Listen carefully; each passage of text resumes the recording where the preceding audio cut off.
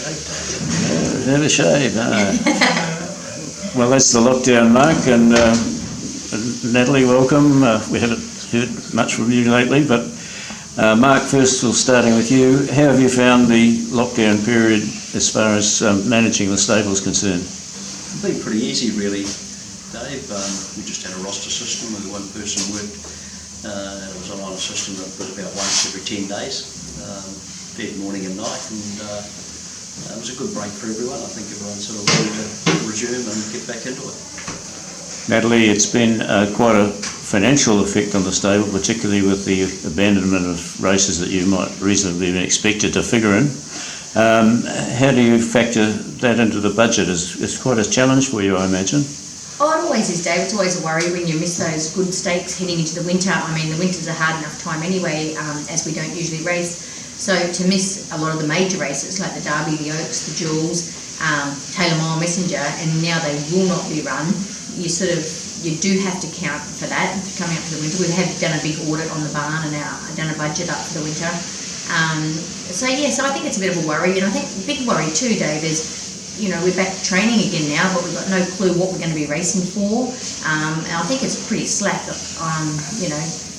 for HRNZ.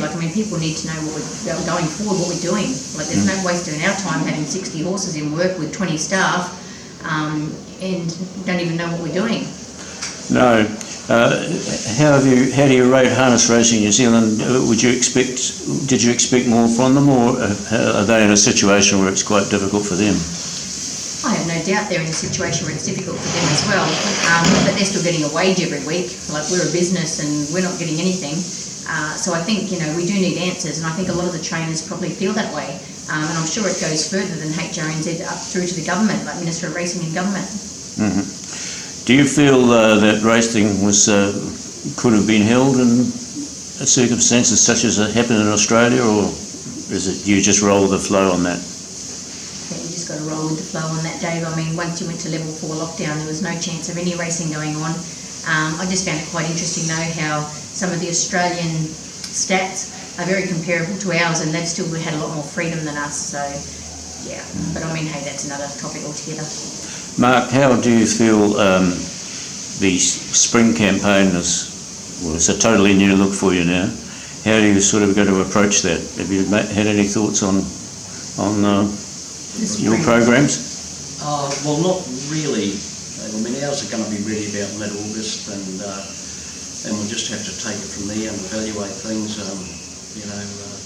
If state money's going to not be up to par, well, we just got to look at other options, I think. But keeping my fingers crossed that there's not a significant drop, and we just resume normally, and those races that are normally on the calendar in those months will still be going ahead.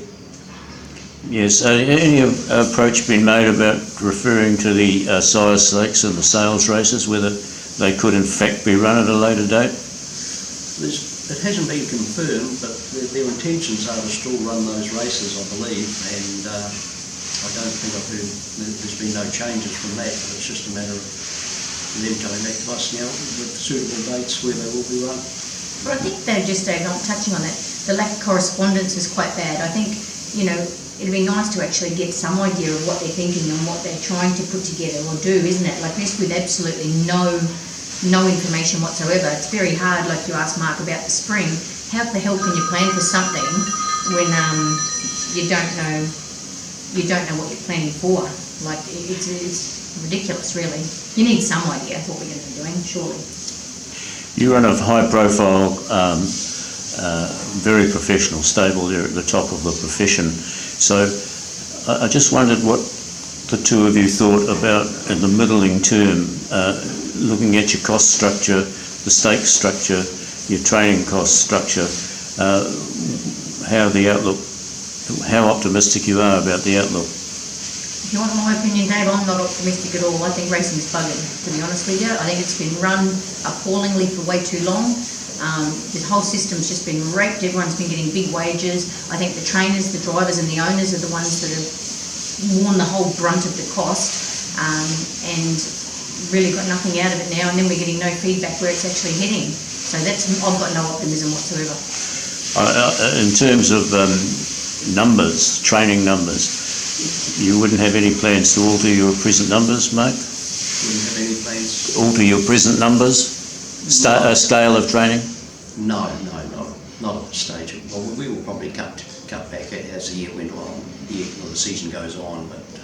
Well, it's looking, Dave, down to zero. Yeah. Have you heard any feedback from your owners, your more prominent owners, as to how they might be viewing the situation? Probably Trevor's probably been the main one that's been affected most, and the others I think seem to be okay. Naturally, they're pleased to get back to level 3 and resume some form of work, but out of all of them, I suppose the hospitality industry with Trevor's been the one most affected. Yes. Where do you see the team resuming? What sort of timeline are you looking at for the spring?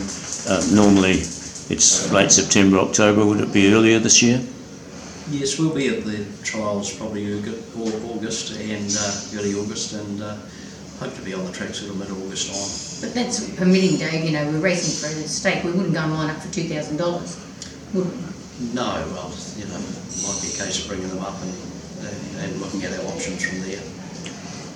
You've still got these hold on the stable at Pukekohe. Is there any plans for that at the moment? Well, same again, if we knew what was going on, we'd probably have a team up there, but we wouldn't send them up there to race for $2,000 to $3,000.